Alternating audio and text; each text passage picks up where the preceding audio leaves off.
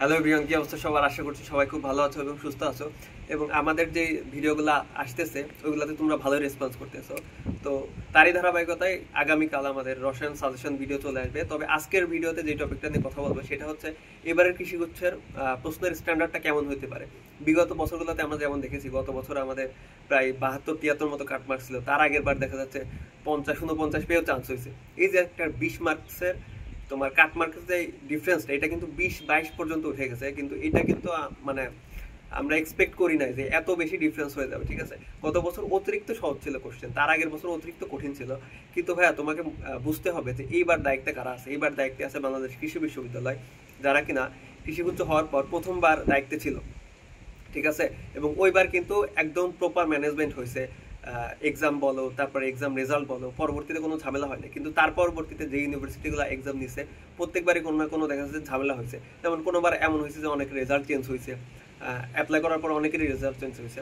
আমি তো এবার এক্সাম দিয়েছিলাম 2021-22 সেশনে, ওইবারও কিন্তু কিছু স্টুডেন্টের রেজাল্ট চেঞ্জ হয়েছিল এবং অনেকে হচ্ছে মেরিট লিস্ট থেকে বের হয়ে গেছে, আবার অনেকের মেরিট লিস্ট আগে পিছু হয়ে গেছে। ঠিক আছে, সো এইবার এই ধরনের কোনো সমস্যা হওয়ার কোনো সম্ভাবনা নেই বললেই চলে।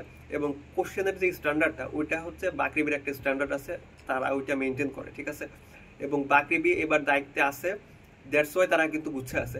সামনের বার হয়তো বা গুচ্ছে থাকবে না তারা। ঠিক আছে, তো বাকৃবির তুমি যদি একটু প্রশ্ন ব্যাংক দেখো, বাকৃবির কোশ্চেন ব্যাংক বা বিগত বছরের কোশ্চেন ব্যাংকটা দেখো, তাইলে কিন্তু একটা তুমি কৃষিগুচ্ছের স্ট্যান্ডার্ড সম্পর্কে বুঝতে পারবা যে এই কোশ্চেনগুলা হচ্ছে এইবার কৃষিগুচ্ছে বাকৃবি করবে। ঠিক আছে, আর হচ্ছে তোমার ওই রেজাল্ট বলো, রেজাল্টের পরে যে ঝামেলাগুলা হয় বা ঝামেলাগুলা সৃষ্টি হয়, এগুলা কিন্তু এবার হওয়ার কোনো সম্ভাবনা নেই বলে চলে। ঠিক আছে, তো তোমরা নিশ্চিন্ত থাকতে পারো যে এইবারের কোশ্চেনের স্ট্যান্ডার্ডটা ওই অতিরিক্ত ইজি বা অতিরিক্ত সহজ, সরি অতিরিক্ত ইজি বা অতিরিক্ত টাফ হবে না।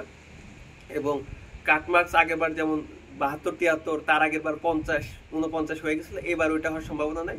আমরা এক্সপেক্ট করি ভাই, আমরা কিন্তু শিওর না, এক্সপেক্ট করি যে তুমি যদি 62 বা 63 মার্কস পাও বা 60 থেকে 62 মার্ক পাও, তাইলে কিন্তু চান্স পাওয়া পসিবল। আর একটা জিনিস মনে রাখতে হবে ভাইয়া, আহ, এবার কিন্তু কম্পিটিশনটা বেশি হবে, কারণ এবার যেমন অ্যাপ্লাই করতেছে বেশি, তেমনই কিন্তু এবার পরীক্ষাটা কিন্তু বেশ আগে হচ্ছে। এরপরে কিন্তু রাবি পরীক্ষা আছে, তারপরে খুবির পরীক্ষা আছে, জিএসটি পরীক্ষা আছে। তার মানে কি এই ইউনিভার্সিটি গুলাতে যারা হচ্ছে এক্সাম দিত তারা কিন্তু অলরেডি কৃষিতেও দিবে, কিন্তু অন্যান্য বার কিন্তু তারা দেয় না। ঠিক আছে, আর তোমরা হচ্ছে আরেকটা ব্যাপার লাস্টলি যেটা বলতে চাই, সেটা হচ্ছে আমাদের যে সাজেশন ভিডিওগুলা, এটা আজকে ভাইয়া অফ থাকবে।